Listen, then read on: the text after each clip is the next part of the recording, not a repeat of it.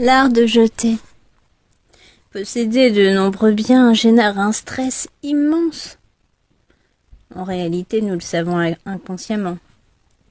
Nous avons le désir d'ordonner et de ranger, et pourtant le désordre règne dans nos pièces comme dans nos placards. Pourquoi?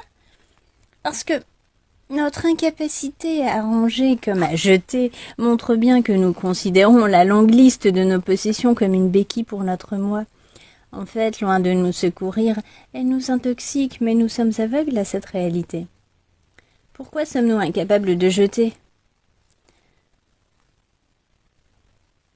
Le prétexte ultime qui justifie que nous gardions au lieu de jeter, c'est le sentiment que c'est du gaspillage.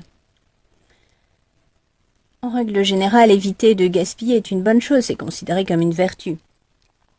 Ne pas jeter sous prétexte que c'est du gâchis permet de se convaincre qu'on est quelqu'un de bien, qui prend soin de ses affaires, et cela vient tout compliquer.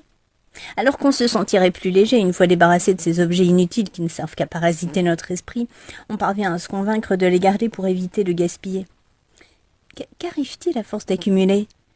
Chaque fois que nous posons les yeux sur eux, se trouve réactiver la mémoire de notre moi propriétaire de ces objets inutilisés et qui a vainement tenté de s'en défaire.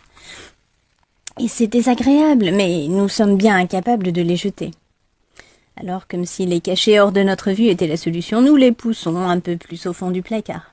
Notre esprit les oublie-t-il pour autant? Absolument pas. Au contraire, la face sombre de notre cœur s'en souvient encore mieux dans un coin de notre esprit. Et dans un coin de notre esprit se cache une épine. J'ai encore cet objet, qu'en faire?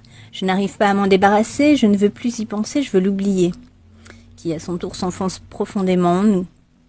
Entre cette douleur inconsciente mais perçante et la douleur potentiellement ressentie à l'idée de gaspiller, quelle est la plus nuisible?